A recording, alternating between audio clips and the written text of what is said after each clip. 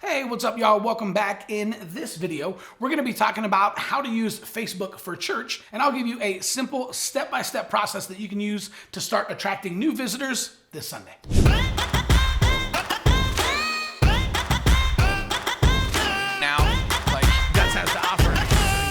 So I recently had a church in Florida that called me up because they were planning a church. They were 4 weeks out from launch, and they wanted my help running targeted Facebook ads to try to get as many people to their launch Sunday as possible. Now, we were only 4 weeks out, but in this video, I'm going to outline exactly what we did in those 4 weeks to bring in 107 plan your visits and 333 people to their very first service in only 4 weeks. Let's dive in. So when we started using this strategy at my own church, we actually brought in over 400 first-time families in only 6 months. All right, so without further ado, let's talk about how to use Facebook for a church. So the first thing to understand about Facebook or Instagram or really any type of social media platform is the idea of social currency. So people share what makes them look good. So this is the reason if you are constantly asking the people in your church to like your posts and share your posts and invite their friends and share it on their personal profile and they're not doing it, this is why.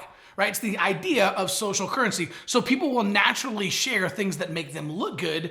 They won't share things that don't make them look good. So for example, if you were having a huge Easter service and you were gonna have a helicopter candy drop and an Easter egg hunt with over 100,000 Easter eggs and free candy for everybody and costume contest and the Easter bunny and a live petting zoo and anything you could ever imagine, you won't have to ask people in your congregation to share that, right? That naturally makes them look good. So if they go share about the crazy Easter extravaganza that you guys are launching at your church and their friends see it, their friends are gonna come out, they're gonna bring their kids, they're gonna have a phenomenal time. They're gonna say, how cool was it that the Easter bunny was hanging out the side of a helicopter dropping Easter eggs, if that's your type of thing. And their kids are gonna have a phenomenal time, go home with a ton of candy, and it's gonna be this great family memory that they made because their friend shared that Facebook post. So they're gonna go back to that friend and say, thank you so much. Man, I'm so pumped. Thanks for telling me about that. We had a great time. The kids had a blast. They got so many Easter eggs. This is awesome. Let me know if your church does something like this again. It gave them status, it gave them social currency, and it made them look cool. It made them look in the know. It made them look good. But if you're trying to get people to share posts that don't make them look good and don't give them social currency, then they won't do it. Okay, so let's remember that idea of social currency as we dive into step one. All right, step one, Facebook ads. Now, there's 2.7 billion people on Facebook and 1.8 billion log in every single day. And the time spent per visit is 38 minutes. So if there was a place in your city where every single person went to for at least 38 minutes a day, all you would do is set up shop there and invite people to church. And see, that's exactly the opportunity that Mark Zuckerberg has given us with Facebook, right? Every single person that lives within driving distance of your church is gonna be on Facebook for at least 38 minutes a day. So we have to figure out how to show up there and invite people to church. And one of the single most effective ways to do that is with targeted Facebook ads. Now, again, this is not a boosted post. It's not just an organic post that you put on your Facebook page. In fact, Facebook ads won't even show up on your Facebook page. They will only show up in the news feeds of the people that you set up through targeting. Now, the best way to do this is to go to facebook.com/ads manager, and you can set up a custom targeted Facebook ad in about 10 minutes. Make sure that you leave the targeting wide open. All you want to do is drop a pin on your church, type in the church address, pull out the radius to whatever driving distance is for your church, whether it's 5 miles, 10 miles, 15 miles, and run the ad to everyone between the ages of 18 and 65 plus.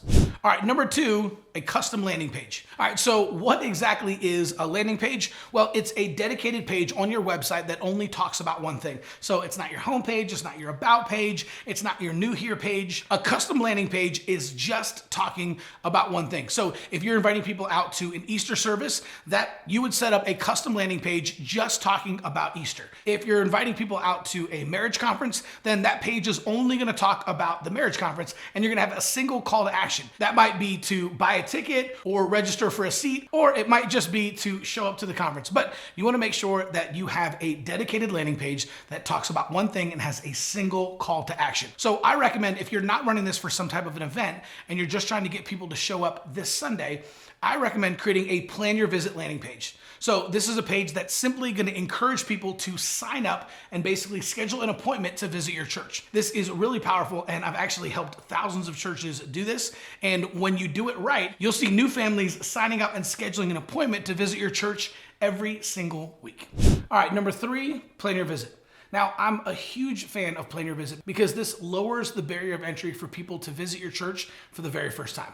In fact, when we first started doing this at my church years ago, we did this for Easter Sunday in 2017. And we had so many people sign up for Plan Your Visit that when we were a week out, we ran out of hosts to host all the families. And so we literally had to take it off of our website and then kind of cross our fingers and hope that Easter went okay. And it was crazy. It was such a huge hit that we ended up maxing out our entire main sanctuary. We maxed out our overflow sanctuary. And then we got word that our kids building, our 1st through 5th grade ministry, was 3 times over the legal limit because we had so many kids in there. So the fire marshal literally made us shut it down. So we had our kids check in, and we had this long line of young families trying to check their kids in that went all the way through our lobby, down the hall, and out into the parking lot. And we had to shut down our kids check in and tell all of them, hey, we're so sorry. We don't have any more seats in our main sanctuary. We don't have any seats in our overflow sanctuary. And we don't have any room for your kids in our kids building. So on Easter Sunday, we had over 1,000 people who were actually stuck outside the church, couldn't get a seat, and couldn't put their kids into the kids ministry. Now, that's a great problem to have, but still a problem. Now, Easter was in April, but we continued using Facebook ads and a Plan Your Visit page and signing people up for Plan Your Visit. And we ended up increasing our first-time visitors the very next month in May by 42%, in June by 60%, in July by 87%, and in August by 113%. So at that point, my pastor said, man, we've got to start teaching churches how to do this. So we started teaching what we call the Plan Your Visit model to churches all over the country. And now there are churches all over the country that have seen similar results. And you can too, simply by running Facebook ads to a landing page where people can plan a visit. All right, so if you like this video, would you make sure to subscribe? We've got brand new content coming out all the time, and we're constantly working to keep you ahead of the trends. And finally, number 4, you need a follow-up system.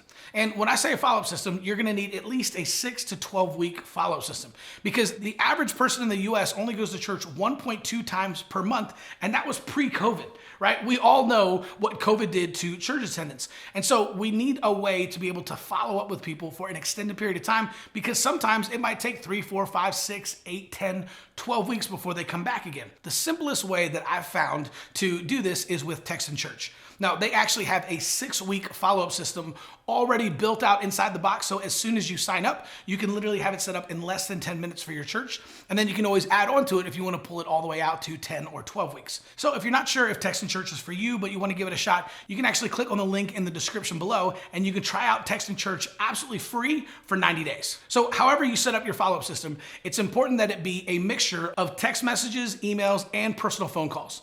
Right? You want to be able to text people. You also want to be able to show up in their inbox. And every once in a while, every few weeks, you want to shoot them a personal phone call, either from you as the pastor or from someone on your team. Because remember, people don't remember what you say, they remember how you make them feel.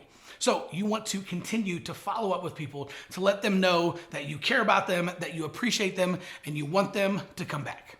So now that you've learned a little bit about Facebook, if you want to learn a little bit more about other social media types, I recommend checking out my other video, How to Use Social Media for Church Growth, Part 1, Instagram, and we'll see you soon.